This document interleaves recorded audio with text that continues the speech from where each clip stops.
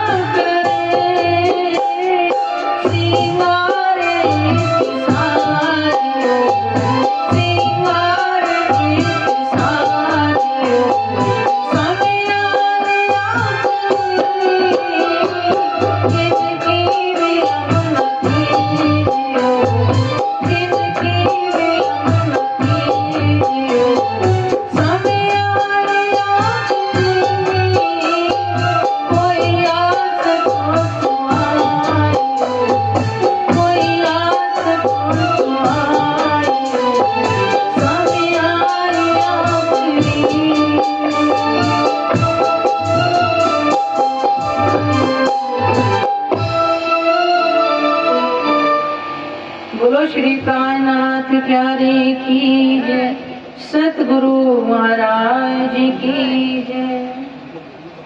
प्राणनाथ जी हमें क्या बता रहे हैं? कोई आ सके सो आई हो, समय आए आखिरी।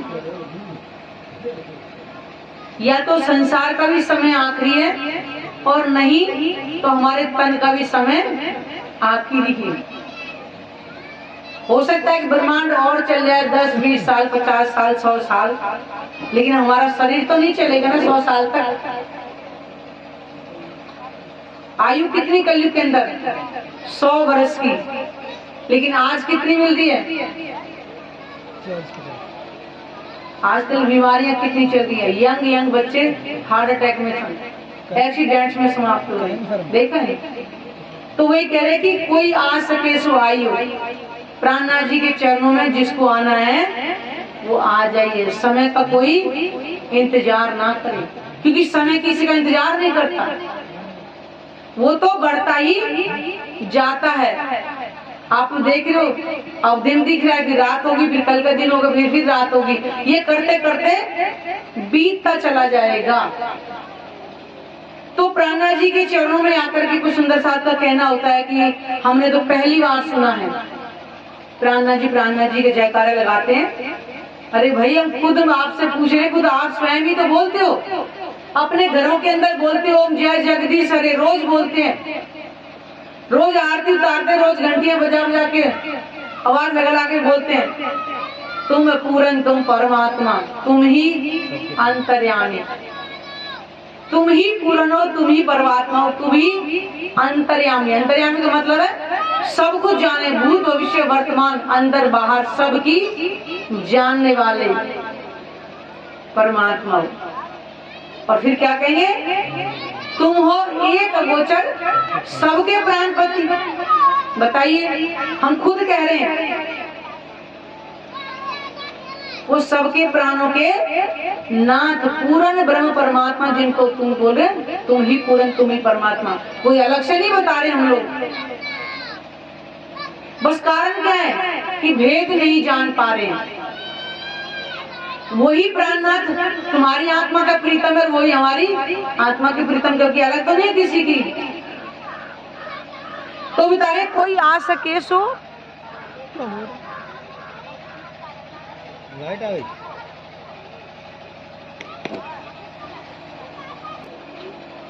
कोई आ सके सो आई हो, समय आए आखिरी। क्योंकि युगों युगों से ही हर ग्रंथों के अंदर परमात्मा की पहचान आई हुई है, लेकिन किसी ने हमें बताया नहीं, इसलिए हम नहीं जान पा रहे हैं। रामायण मैंने सुना था कल, इस गांव में भी शायद रामायण का ही कोई पाठ होया गई है। उसी रामायण के अंदर लिखा है, कलयुग केवल नाम आधारा, सुमर सुमर नर उतरे ही पारा। त्रेता के लिए क्यों नहीं कहा? क्या उस समय नहीं उतरना था पार? क्या त्रेता में तो हमारे जैसे व्यक्ति थे, वही थे। द्वापर में भी हमारे जैसे व्यक्ति थे, हम ही थे, वही। क्योंकि ब्रह्मांड जब बनता है, जीव सारे एक ही बार बनते हैं, और फिर ये 84 लाख योनियों का चक्र भी वो चलता ही रहता है। तो बताइए ऐसा क्या हुआ जो कलयुग के लिए बोला था, जो पार उतरेंगे? अभी तो किसी ने बताया नहीं है, किसी के मुख से हमने नहीं सुना है कि कब उतरेंगे भव से पार, कैसे उतरेंगे, कौन उतारेगा। इसलिए ये ब्रह्मवाणी आई है। ये ब्रह्मवाणी किसी एक व्यक्ति के लिए नहीं आई है, साधु संतों के लिए नहीं आई है, हिंदू मुस्लिम सिख ईसाई के लिए नहीं आई है। ये किसके लिए आई है? ये जीवों के कल्याण के लिए आई है, जो 84 लाख योनि में घूमता रहता है। और ये ब्रह्मवाणी को जब तक हम सुनेंगे नहीं, मनन नहीं करेंगे, तब से उससे पहले भव से पार हम नहीं हो सकते। खाली गाते रहो, गाने से कुछ नहीं मिलेगा जब तक इनके शब्दों को हम अपने अंदर धारण नहीं करेंगे। गंगा के किनारे खड़े हो जाएं और कहीं हम तो यही हाथ मार लेते, तैरना सीख जाएंगे, तो क्या नदी में अंदर जाए बिना तैरना सीख सकते हैं? बताओ कोई सज्जन है यहाँ कि गंगा के किनारे खड़े होकर हम सीख जाएंगे तैरना? पानी में उतरेंगे, हाथ पर चलाएंगे, तभी हमें तैरना आएगा। तो ऐसे ये ब्रह्मवाणी है, ये ब्रह्मवाणी हमारी आत्मा को जागृत करने के लिए आई है। जब तक इनके शब्दों को हम नहीं पढ़ेंगे कैसे पता चलेगा कि हम कौन है, कहाँ से आई और हमारी आत्मा का प्रीतम कौन है? अभी तो हमें पता ही नहीं हम कौन है, कहाँ से आए, बताइए। और एक तब कहे तुम ही एक अगोचर सबके प्राणपति, हम खुद ही कह रहे हैं। तो वही कह रहे हैं कि जिसको भी प्राणनाथ जी के चरणों में आना है वो आ जाइए, आखिर का समय चल रहा है।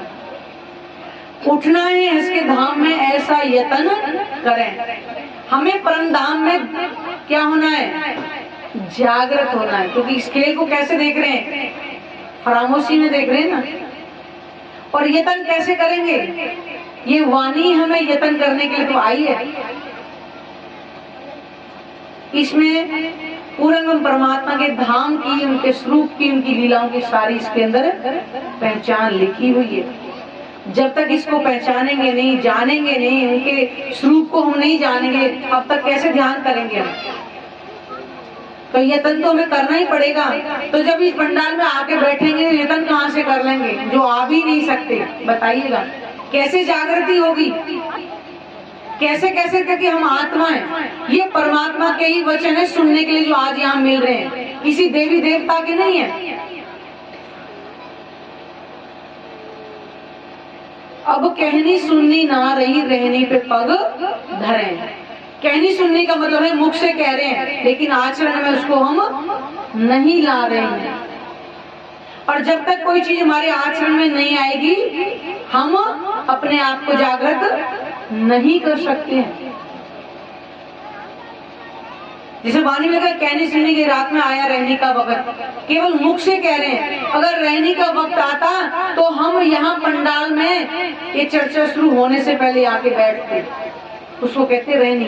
एक एक शब्द हमको सुनते और उसको अंदर ग्रहण करते, तब हम कहते कि हमारी रहनी है। अभी तो हम कहनी में भी नहीं है। झूठी उम्मीद छोड़ी हो। प्राणनाथ जी क्या करें? ये संसार भी झूठा है, ये तन भी झूठा है, और ये ब्रह्मांड भी झूठा है, और यहाँ उम्मीद भी झूठी है। वो किसी क्षण भी टूट जाती है। लेकिन हमारी आत्मा के जो प्रीतम है, जो सत्य है, जो अखंड है, उनसे हमारा अखंड नाता है। ना कभी हमसे अलग हुए थे, ना कभी अलग होंगे। उन्होंने तो बता गया कि इस वाणी को लेकर जब आए कि तुम मेरे चरणों में बैठी इस खेल को देख रही हो, तुम असल में आई भी नहीं हो यहाँ पे, तुम्हारा असल तन तो वहीं पे विराजमान है। कैसे पता चला? वो स्वयं आए ना हमें बताने के लिए। हमको खेल दिखावन काज हमसे पहले आए श्री राज। ब्रिज में भी पहले ही आए थे और रास में भी हमसे पहले जाके बांसुरी बजाई थी, और इस काल माया के ब्रह्मांड में भी हमें साथ में लेकर के आए हैं। इसलिए कहा है कि मैं आशिक हूँ। आशिक अपनी मासूक से कभी भी अलग नहीं हो सकते, तो परमात्मा अपनी आत्माओं से कभी अलग हुए ही नहीं है। वो कह रहे झूठी उम्मीद छोड़ो, संसार की उम्मीद तो सारी ही झूठी है। जब ये तन ही झूठा है तो उसके साथ रहने वाले सब झूठे ही होंगे। विचार करें हम तन है प्राणाधार के, उनसे जुदा नहीं। प्राणाधार कौन? हमारे प्राणों के आधार, जिनके बिना हम एक पल भी रह नहीं सकते। जैसे शरीर के अंदर आधार क्या होता है? प्राण। अगर प्राण है जब तक शरीर है, और प्राण निकलते शरीर मृतक हो जाता है। तो आत्माओं के प्राणाधार कौन होंगे? पूर्ण ब्रह्म परमात्मा। हम तन है प्राणाधार के, उनसे जुदा नहीं। इस वास्ते यू भूलना क्या हो जाता भाई? इस वास्ते यूं भूलना वाजिब तो नहीं। इसीलिए हमें हर हाल में अपने प्रीतम को हमें भूलना नहीं। वो कैसी पत्नी है, घर में पति के साथ रहे और पति की देखभाल अगर ना करे तो कैसे पत्नी कहलाएगी। तो हम कैसी आत्मा है अपने आप, जो अपने धनी से हम अलग हो जाएं। वो कह रहे मैं रह ना सकूं, रूहों भी न रूहे रह ना सके मुझ बिन, जब याद वाको आवे तब सही न बिछोहा खिन। राजी में बता रहे हैं कि मैं भी तुम्हारे बिना एक पल नहीं रह सकता। कभी हमने सोचा है कोने में बैठ करके कि वो कितना लाड़ करते हमें, हमसे एक पल नहीं रह सकते। वो परमात्मा जो दुनिया अटकल से ढूंढ रही है, आज हमारे पास ये वांग में स्वरूप लेकर के हमारे सामने विराजमान है। कभी अनुभव करके देखो ये वाणी क्या है। ये भले ही आपको आंखों से वाणी दिख रही है, लेकिन कभी दिल के अंदर बैठा करके देखना, आपको साक्षात इनमें दर्शन होगा, तब पहचानोगे। ये दुनिया का ग्रंथ नहीं है, ये राज्य का ही वांग में स्वरूप है, लेकिन हमने कभी दिल से उन्हें जाना ही नहीं है। कभी कहा है आओ मेरे महबूब मुझसे क्या बात करना चाहते हो, कभी बोला नहीं बोला है, क्योंकि हमने अपने आप को ही नहीं पहचाना है कि हम आत्मा हैं। जिस दिन आत्म भाव लेंगे, ये जो नाते रिश्ते में डूबे पड़े ना, ये कुछ भी हमें दिखाई नहीं देगा।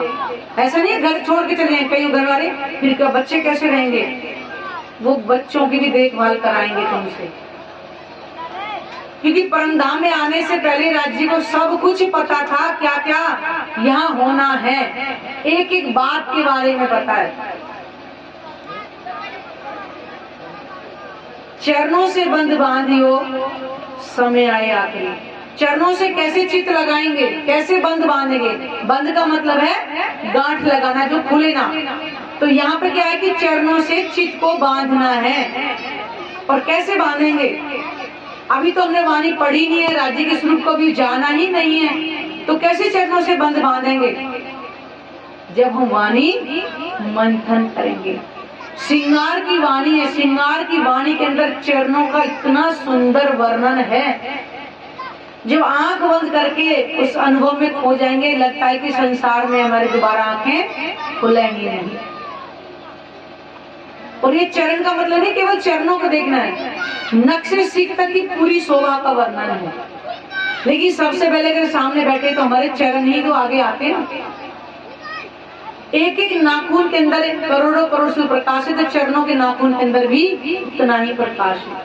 यानी कि पूर्ण स्वरूप नूरमय है, किसी भी अंग की शोभा को हम देख सकते हैं। लेकिन हम पहले वाणी तो पढ़े, वाणी ही नहीं पढ़ते हैं। रात पूछा था ना, एक दो व्यक्ति के हाथ खड़े हुए थे, वाणी पढ़ना है। ये समय हाथ से निकलता जा रहा है, चुटकियां बजाते बजाते, ध्यान रखना है। समय जाने के बाद कभी लौटकर नहीं आता है। धन आ सकता है, घर आ सकता है, सब कुछ आ सकता है, लेकिन समय जाने के बाद में वापिस नहीं आ सकता है। कोई है कि मरने के बाद दोबारा खड़ा हो जाए कि हमारा दोबारा तन आगे वापस नहीं आ सकता। इसलिए समय की पुकार है, उसको पहचानो। विरहा जगे जो धाम का तो बात कुछ बने। विरहा कब होता है, जब अपने धनी की पहचान हो जाती है, अपने धनी से प्रेम हो जाता है, तब विरह जगेगा, वैसे नहीं जगेगा। यहाँ पे अपने बीवी बच्ची रहने वाले बच्चे थोड़ा सा बीमार हो जाए, हॉस्पिटल में एडमिट हो जाए, तो कितना रोते धोते हैं। क्यों? कि उनसे हमें लगाव है। वहां आपको कोई कहता नहीं कि आप रो, नहीं, ऑटोमेटिक अंदर से रोना था, मेरा बच्चा बीमार है, मेरा पति बीमार है, मेरी पत्नी को ये हो गया है। ऐसे ही हमें अपने धनी से विरह अभी हुआ ही नहीं है। और विरह कब होगा, जब पहचान हो जाएगी, उसके बिना जब रहने की इच्छा नहीं होगी, तब ही विरह जगेगा, ऐसा नहीं जगेगा। विरहा जगे जो धाम का तो बात कुछ बने, तभी कुछ बात बनेगी जब अपने धनी से मिलन की हमारे अंदर इच्छा होगी। तभी तो कहे वो तो खेले पार पियासो देखन को तन सागर माही। वो अपने प्रिया में मगन रहेगी, लेकिन ये शरीर केवल देखने मात्र के लिए होगा। और ये परमहंसों ने करके दिखाया है। जो हमेशा संसार में रहते हुए अपने धनी के चरणों में सुरता को लगाए रखते थे। क्या उनके घर परिवार नहीं था? बड़े महाराज जी को सतगुरु रामरतन दास जी बोलते, क्या उनके घर परिवार? उनके थे, बच्चे थे, 2 बेटी 2 बेटे भी थे, सब कुछ था। आपको पता है कितना समर्पण था। जब राज्य को वो खोज करके आए थे तो उनकी बेटी छोटी थी, जब छोड़ गए थे, जब आए तो शादी के लायक हो गई थी। तो सारे गांव वाले यही ताने मारते रहे, हमने सोचा था धन कमा के ले जाएगा, बेटी की शादी करें, लेकिन पास तो कुछ नहीं था। और बेटी की शादी भी तय हो गई। तो बोलते थे महाराज जी कैसे होगा? तो बोलते थे लाओ सामान क्या क्या चाहिए, लिखवाए थे और एक चिट्ठी लेके पानी की बाल्टी में डाल दी। सब कहने लगे रही तो बिल्कुल ही पागल ही हो गई, बताओ चिट्ठी को पानी में डाल दे, कह रहे जहाँ पहुंच गई चिट्ठी, क्योंकि उनके दिल को किसी ने जाना नहीं था। और वही हुआ था। स्वयं राजी स्वरूप दान करके कहते कि तो घोड़ा टांगा चलता था उस टाइम पर, उसमें ड्राई फ्रूट, किसी ने ताना मार दिया, करे क्या खिलाएगा बारात को? ये तो क्या खिला देगा? खिचड़ी खिला देगा। और बात वही थी, ड्राई फ्रूट जिसको हम मेवा बोलते हैं, वो टांगे में लग करके आए थे। कौन है पहचान पाया? ये होती है अंदर की लीला। उन्होंने राज्य पर समर्पित कर दिया था, तो राज्य को ध्यान था ना, तू कर मेरा जिक्र, मैं करूं तेरा फिकर। दुनिया के घर में खाने को ड्राई फ्रूट की बारात के लिए खिचड़ी बनी थी, और वही ड्राई फ्रूट की ही बनी। ये होता है समर्पण। तो हमें भी तो करना पड़ेगा ना। विरहा जगह, तो हमारे अंदर भी वो विरह अगर आएगा तो हमारे लिए विराट जी एक पल दूर नहीं है। वही तो मैं कहती हूँ, करके तो देखो, कम से कम आत्मा बनकर तो देखो। अभी तो जीव भाव में ही हम जी रहे हैं। समर्पण करो, वही राज्य उनके, वही राज्य हमारे हैं। हमने समर्पण नहीं किया, इसलिए हमने उस फल को भी चखा नहीं है। इसके लम और ईमान की कुर्बानियां करें। ब्रह्मात्मा के लिए क्या है? प्रेम, ईश्वर प्रेम। कुर्बानियां, कुर्बानियों का नाम सुनते मोमिन उलझत अंग, वो फिर आगे पीछे की परवाह नहीं करते हैं, वो राज्य पे कुर्बान हो जाते हैं, क्योंकि उन्हें पहचान हो जाती है कि इसके बिना मेरा कोई और नहीं है। श्रृंगार है इसके साजियो, इसका श्रृंगार कब सजेंगे? जब मैं अपनी पहचान हो जाएगी, मैं आत्मा हूँ, मेरा घर परमधाम है, मेरी आत्मा का प्रीतम प्राणाधार मूल मिलावे में विराजमान है। उसी इसके श्रृंगार को हमें सजना है। अभी तो हमें यही नहीं पता कि हमारा असल स्वरूप कैसा है। ये वाणी में लिखा हुआ है, रूहों का श्रृंगार। तभी तो हम ध्यान में अपने स्वरूप को सज करके धनी से मिलन करने के लिए मूल मिलावे में जाएंगे। इसलिए सुंदर साजी बार बार आपसे यही प्रार्थना करते हैं कि वाणी पढ़ा करो थोड़ा समय निकाल करके। और वाणी क्या है? राज्य का ही स्वरूप है, क्योंकि जब इनके पास बैठेंगे नहीं तो प्रेम कहाँ से आएगा? अब मान लो आपने किसी अपनी बेटी की शादी कर दी और ससुराल उसको भेजा ही नहीं, तो पति से प्रेम कैसे होगा उसको? बताइए। उसके घर रहेगी, उससे बातचीत करेगी, अच्छा व्यवहार करेगी, तभी एक दूसरे को प्रेम होगा ना। कि वाणी के जो स्वरूप है, ये राज्य का ही स्वरूप है। जब तक इसको मंथन नहीं करे हमारे अंदर प्रेम नहीं आ सकता, नहीं आ सकता है।